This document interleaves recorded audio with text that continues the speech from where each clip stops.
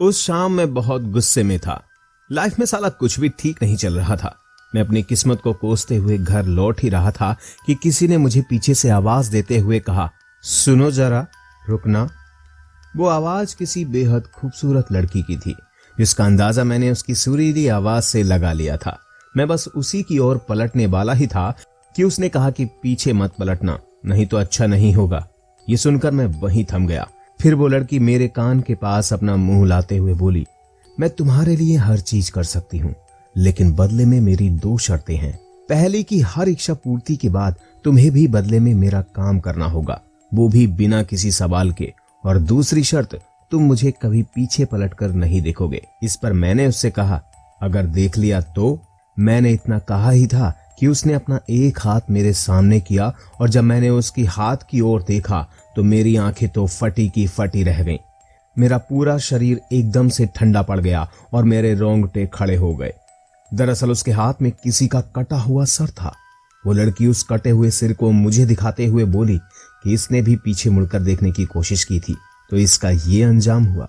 तुम ऐसी गलती मत कर देना, नहीं तो तुम्हारा भी कुछ ऐसा ही हाल होगा।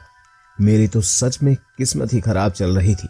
पहले क्या जिंदगी में मुसीबतें कुछ कम थीं, जो ये जानलेवा मुसीबत और पीछे पड़ गई। हालांकि मैं उस वक्त बहुत डरा हुआ था, मगर मुझे किसी तरह से अपना पीछा तो छुड़ाना ही था। तो मैंने उससे कहा, ठीक है, मुझे तुम्हारी शर्त मंजूर है, मगर अभी नहीं, कल इस बारे में बात करते हैं। मैंने इतना बोला ही था कि वो लड़की वहां से एकदम से गायब हो गई।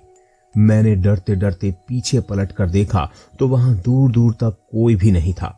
फिर मैं तुरंत ही वहां से सीधे अपने घर आया। घर पहुंचने के बाद भी मेरे हाथ पैर थर थर कांप रहे थे। मैं रात भर उसी लड़की के बारे में सोचता रहा। मुझे लगा था कि मेरा उससे अब पीछा छूट गया है, लेकिन ऐसा नहीं था। मुसीबतों की तो अभी शुरुआत होनी बाकी थी। अगली सुबह जब मैं नहा धोकर शीशे के सामने अपने बाल बना रहा था तो मैंने देखा कि मेरे ठीक पीछे एक बेहद खूबसूरत लड़की खड़ी है। मैं झट से पीछे पलटकर देखने ही वाला था कि उसने बोला कि ये गलती भूल कर भी मत करना। उसकी आवाज सुनते ही मेरा दिल जोर जोर से धड़कने लगा। मैं उसकी आवाज सुनते ही समझ गया कि ये वही लड़की है जो कल रास्ते में मिली थी। फिर मैं उससे डरते हुए बोला, तुम यहाँ? इस पर वो बोली, मैं तो कल रात से ही तुम्हारे साथ ही हूँ और अब तुम्हारे साथ ही रहूंगी। ये सुनकर तो मेरा दिमाग ही घूम गया। मुझे अब कुछ भी समझ में नहीं आ रहा था कि अब मैं क्या करूं। मैं मन ही मन ये सोच ही रहा था, तभी अचानक वो मेरे करीब आई और उसने अपना हाथ मेरे कंधे पर रखा। उसका हाथ बहुत ठंडा और बहुत ही भारी महसूस हो रहा था। मैंने किसी तरह तिरछी नजर से उसके हाथ की ओर देखा तो वो सिर्फ हड्डियों का पंजा था, जिससे थोड़ा थोड़ा मांस लटक रहा था, मगर वही हाथ शीशे में बेहद खूबसूरत नजर आ रहा था। मैं थोड़ा 2 कदम उससे दूर जाते हुए बोला, अभी तो मुझे ऑफिस जाना है, शाम को लौटकर बात करते हैं ना। इस पर वो बोली, अब तुम्हें कोई काम करने की जरूरत नहीं है, तुम बस मुझे बताओ क्या चाहिए तुम्हें, अभी इसी वक्त मिल जाएगा। मैं तो समझ गया था कि इससे कोई भी चीज मंगवाना मुसीबत को दावत देने वाली बात होगी, लिहाजा मैं किसी बहाने से उस वक्त ऑफिस के लिए निकल गया। ऑफिस में पहुंचते ही काम के वर्कलोड के कारण मैं घर वाली मुसीबत के बारे में लगभग एकदम से भूल गया। मैं सोच रहा था कि इस बार भी हमेशा की तरह चमचों का ही प्रमोशन होगा। हम तो काम करने वाले गधे हैं, काश कोई हमारी भी सुनता और हमारा भी प्रमोशन हो जाता। खैर, काम करते करते जब घड़ी पर नजर डाली तो 6 बजने वाले थे। तब तक बॉस के चमचे ऑफिस से जा चुके थे और कुछ मेरी तरह मेहनती अभी भी काम में लगे हुए थे। 6 बजे के बाद अब स्टाफ में मैं ही सिर्फ अकेला बैठा था। ऐसा भी नहीं था कि मेरे पास काम था, ये मैं बस बॉस को दिखाने के लिए रुका था। दरअसल मेरे दिमाग में वही लड़की घूम रही थी जो मेरे पीछे पड़ी थी। मेरी जरा से भी हिम्मत नहीं हो पा रही थी कि मैं अब वापस घर जाऊं और उस लड़की का सामना करूं, क्योंकि अभी तक मुझे उसके बारे में कुछ भी नहीं पता था कि वो कौन है और सबसे जरूरी बात ये थी कि वो मुझसे क्या चाहती है। इसी बीच बॉस के केबिन से मुझे आवाज आई कि मोहित, ऑफिस में आना जरा। मैं तुरंत ही बॉस के ऑफिस में गया। बॉस मुस्कुराते हुए बोले, क्या बात है, तुम गए नहीं अभी तक, कुछ ज्यादा ही काम है क्या? इस पर मैं थोड़ा रुक कर बोला, हाँ था सर, मगर अब खत्म हो गया है, मैं बस अब जाने ही वाला था। इस पर बॉस ने कहा, बैठो जरा, मुझे तुमसे कुछ जरूरी बात करनी है। बॉस के कहने पर मैं उसके सामने रखी चेयर पर बैठ गया। बॉस ने कहा कि मैं तुम्हारे काम को पर्सनली नोटिस कर रहा हूं। मैं तुम्हारे काम से बहुत खुश हूं और इस बार तुम्हारा प्रमोशन बिल्कुल पक्का है। ये सुनने के बाद मेरे चेहरे पर इतनी खुशी आ गई जो आज से पहले कभी नहीं आई थी। इसके बाद मैं बॉस को थैंक्स बोलकर केबिन से बाहर आ गया और अपनी सीट पर आकर मन ही मन सेलिब्रेट करने लगा कि तभी मेरे कान के पास कोई आकर बोला, जो तुम चाहते थे वो पूरा हो गया ना। वो आवाज सुनते ही मेरी सारी खुशियां एकदम से मर सी गईं। मैं हकलाते हुए बोला, तुम यहां? इस पर वो मुस्कुराते हुए बोली, हाँ, मैंने तुमसे कहा तो था कि मैं हमेशा तुम्हारे साथ ही रहूंगी और मैंने तुम्हारी प्रमोशन वाली इच्छा भी पूरी कर दी है। अब तो तुम्हें मेरा भी एक काम करना होगा। इससे पहले मैं उसके बारे में बात करता कि वो लड़की एक बार फिर से गायब हो गई। मैंने बड़े ही उदास और डरे मन से अपना हैंडबैग उठाया और ना चाहते हुए भी घर की ओर चल दिया। घर पहुंचने से पहले रास्ते में एक गोपाल पान वाले भैया की दुकान पड़ती है, जिनसे मेरी अच्छी खासी जान पहचान है। हालांकि मैं खुद पान नहीं खाता, मगर वो पान वाले भैया ने मेरी बिना बोले ही बहुत मदद की है। घर जाते समय जब उनकी नजर मेरे झुके हुए कंधों पर पड़ी तो उन्होंने मुझे आवाज देते हुए कहा, अरे मोहित भैया, ऐसे कैसे बिना मिले ही जा रहे हो? जरा मिलके तो जाओ भैया। जब मैं उनके पास गया तो उन्होंने मेरे चेहरे को देखते हुए कहा, क्या बात है, बड़े परेशान लग रहे हो? इस पर मैंने जवाब देते हुए कहा, वो मेरा प्रमोशन हो गया है। ये सुनते ही वो मेरे कंधे पर हाथ मारते हुए बोले, अरे भैया, ये तो बहुत खुशी की बात है, तो फिर तुम क्यों ऐसा बुझा हुआ मुंह बनाए हुए हो?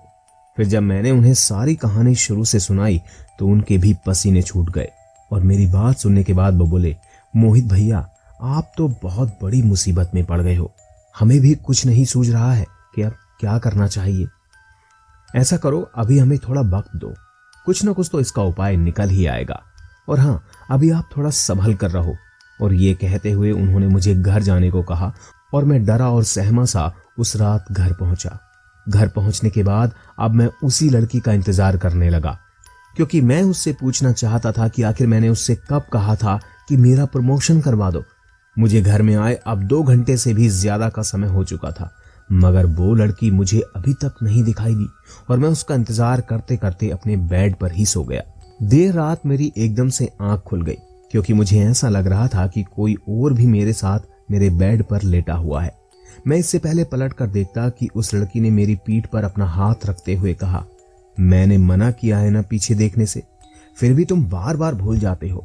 इसके बाद उसने कहा, जैसा कि हमारे बीच तय हुआ था, तुम्हारी हर एक इच्छा पूर्ति के बाद तुम्हें भी मेरा एक काम करना होगा, तो अब तुम वो करो जो तुम्हें मैं करने को कहूंगी।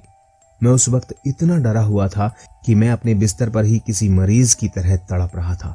मैंने किसी तरह हिम्मत जुटाते हुए उस लड़की से पूछा, मैंने तुम्हें कभी कहा ही नहीं कि तुम मेरा प्रमोशन करवा दो। वो तो मेरे बॉस ने मेरे काम से खुश होकर मेरा प्रमोशन किया है, ना कि तुमने करवाया है। मेरा इतना कहते ही वो अपनी उंगली का नाखून मेरी पीठ में धंसाते हुए बोली, अच्छा, तो तुम्हें ऐसा लगता है? अगर ऐसा होता तो तुम्हें कब का प्रमोशन मिल जाना चाहिए था, है ना? क्योंकि तुम तो अपना काम पहले ही दिन से अच्छे से कर रहे हो।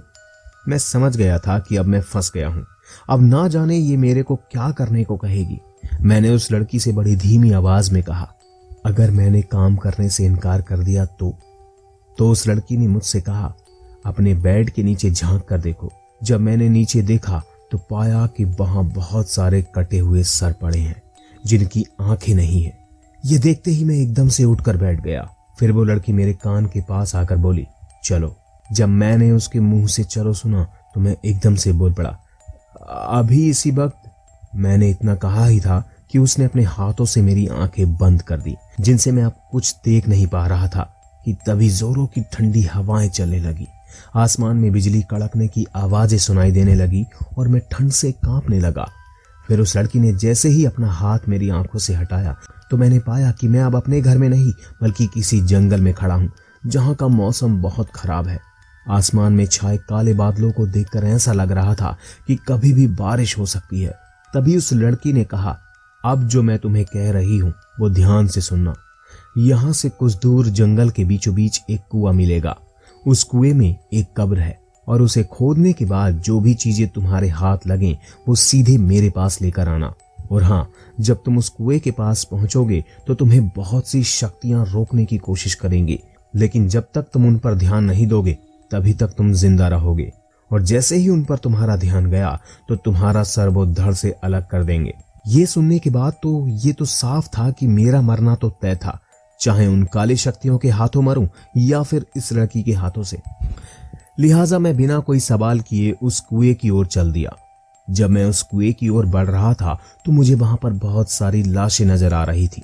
कुछ तो बहुत बुरी तरह से सड़ी चुकी थी, तो कुछ अभी भी ताजा लग रही थी। मैं चलते चलते अब जंगल में काफी अंदर आ चुका था और तभी बारिश भी शुरू होने लग गई।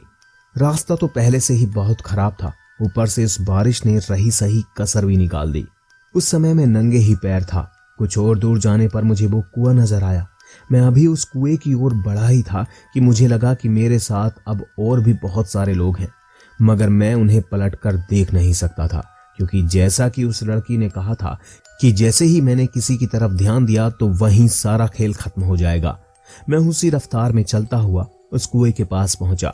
मैंने जब कुएं के अंदर झांक कर देखा तो वो कुआं बहुत ही ज्यादा गहरा था। मैं अभी यही सोच रहा था कि अब इस कुएं के अंदर कैसे उतरूं कि तभी पीछे से आवाज आई, अरे कूद जा अंदर, कुछ नहीं होगा। इसके बाद फिर एक और आवाज आई जो थोड़ी अलग थी, जिसने कहा, अरे वहां बहुत बड़ी रस्सी है, उसकी मदद से उतर जा। इसी तरह से वहां पर बहुत सी अलग अलग आवाजें गूंजने लगी थीं। वो आवाजें इतनी सारी थीं कि मैं उन आवाजों के चलते ही सोच नहीं पा रहा था कि मैं कुएं में कैसे उतरूं। मैं अभी यही सोच रहा था कि कुएं में कैसे उतरूं कि अचानक से पीछे से मुझे बहुत जोर का धक्का लगा, जिस वजह से मैं उस कुएं में जा गिरा। गिरते ही कोई बड़ी सी नुकीली सी चीज मेरी एक आंख में घुस गई, जिस वजह से मेरी एक आंख फूट गई। मेरे हाथों में खून ही खून, और दर्द ने तो मेरी रही सही हिम्मत भी खत्म कर दी थी, मगर मैं अभी भी होश में था। चोट तो मुझे बेहद लगी थी, मगर आंख के दर्द के सामने बाकी का दर्द पता ही नहीं चल पा रहा था। इसी बीच मुझे कुछ सुनाई दिया, जैसे कि कोई जोरों से धड़क रहा हो। जब मैंने किसी तरह अपने आसपास देखने की कोशिश की तो मुझे एक काला सा बॉक्स नजर आया, जिसमें से वो धड़कने की आवाज आ रही थी। जब उसे मैंने खोलकर देखने की कोशिश की तो पाया कि वो पूरी तरह से सील्ड है, तो उसे मैं खोल नहीं सकता था। लिहाजा अब मुझे ऐसे ही उस बॉक्स को उठाकर ले जाना होता। फिर मैंने कुएं की दीवारों पर देखा तो उस पर बाहर जाने के लिए सरिये वाली सीढ़ियां बनी थी, मगर फिर भी मेरा उस कुएं से बाहर निकलना बिल्कुल भी आसान नहीं था, क्योंकि एक तो पहले से ही मुझे बहुत चोट आई थी, ऊपर से उस बॉक्स को साथ लेकर ऊपर चढ़ना बहुत ही मुश्किल था।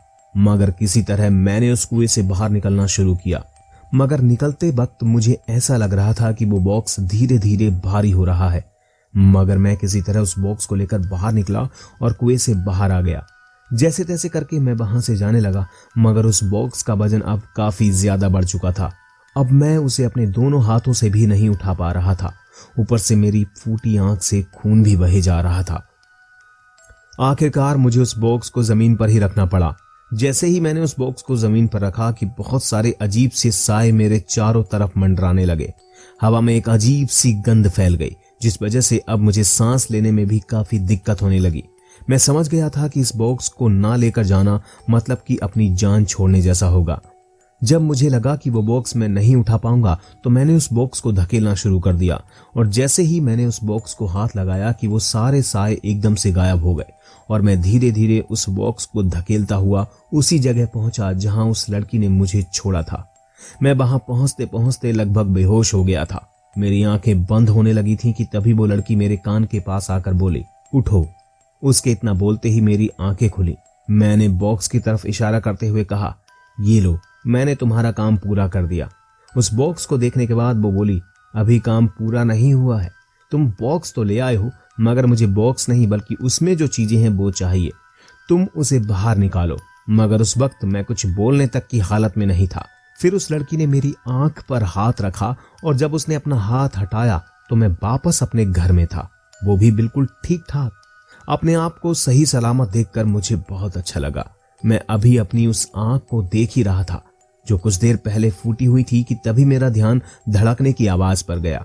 पीछे पलट कर देखा तो वही बॉक्स था जिसमें से वो धड़कने की आवाज आ रही थी। मैं उस बॉक्स को अब खोलने की कोशिश करने लगा, मगर वो बड़े ही अजीब ढंग से पूरा सील्ड था। उस पर कुछ लिखा हुआ था, मगर वो जिस भाषा में लिखा हुआ था वो मेरी समझ से बिल्कुल बाहर थी। लिहाजा मैं कुछ और औजार लेकर उस बॉक्स को तोड़ने की कोशिश करने लगा। आधा घंटे की मेहनत के बाद वो बॉक्स खुला। बॉक्स खुलते ही मेरी नजर उस धड़कती हुई चीज पर पड़ी जो एक काले दिल जैसा था, जो लगातार धड़कते ही जा रहा था। साथ ही उसी बॉक्स में एक मोटा सा धागा भी था। मैं अभी उस काले दिल को हाथ लगाने ही वाला था कि वो लड़की मेरे पीछे से बोली, अब जल्दी से वो दिल मुझे बॉक्स से निकाल कर दे दो। मैं उसके कहे अनुसार उस बॉक्स में से दिल निकाल कर देने ही वाला था कि मेरा फोन बज गया। जब मैंने फोन की ओर देखा तो पाया कि पान वाले गोपाल भैया मुझे फोन कर रहे हैं।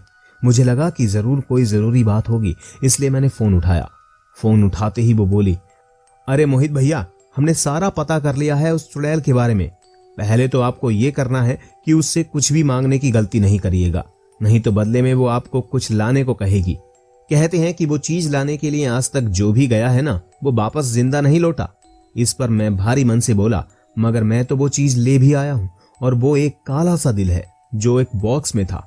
ये सुनते ही पान वाले भैया ने कहा, अरे बाप रे, ये क्या गजब कर डाले तुम। फिर वो थोड़ा रुकने के बाद बोले, अच्छा एक बात बताओ, उस दिल के साथ और कुछ भी होगा, एक धागे जैसा? मैंने बोला, हाँ भैया, एक मोटा सा धागा है। फिर उन्होंने कहा, तुम उस दिल को उस चुड़ैल को भूल कर भी मत देना, और तुम्हें वो धागा उस चुड़ैल को बिना देखे ही उसके गले में बांधना होगा, तभी तुम इस मुसीबत से बच पाओगे, नहीं तो परिणाम बहुत बुरा होगा।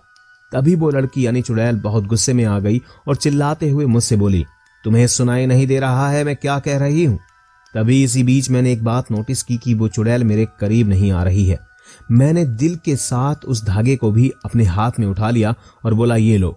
वो जैसे ही मेरे पीछे पहुंची, मैंने उस दिल को नीचे गिरा दिया और अपनी आंखें बंद करके पीछे पलटकर उसके गले में वो धागा एकदम से बांध दिया। धागा बांधते ही वो चिल्लाने लगी, मगर मैं अभी भी अपनी आंख बंद ही करे हुए था। कुछ देर बाद घर में मुझे धुआं धुआं सा महसूस होने लगा और फिर एक गंध के साथ वहां खामोशी छा गई। कुछ देर बाद मैंने डरते हुए अपनी आंख खोली तो मैंने पाया कि वहां बहुत सारी जली हुई राख है जो पूरे कमरे में फैली हुई है। वो दिल भी अब जल चुका था। उधर मेरे फोन पर गोपाल भैया अभी भी हेलो हेलो कहे जा रहे थे और थोड़ी सांस लेने के बाद मैंने गोपाल भैया को बाकी की बात बताई। कुछ देर बाद विनोद भैया भी घर पर आ गए थे और मुझे गले लगाते हुए बोले, तुम तो बहुत बहादुर निकले, ऐसे मुसीबत से बाहर निकलना कोई मजाक नहीं है। उसके बाद मैंने वो घर भी हमेशा के लिए छोड़ दिया। पर उस साल तो मेरा प्रमोशन नहीं हुआ, मगर जब मैंने जॉब बदली तो अब मुझे पहले से ज्यादा सैलरी मिल रही है। तो दोस्तों, अगर आपको ये स्टोरी पसंद आई हो तो वीडियो को लाइक कर हमारे चैनल को भी सब्सक्राइब कर लीजिए ताकि आपको और भी ऐसी स्टोरीज मिलती रहें। धन्यवाद।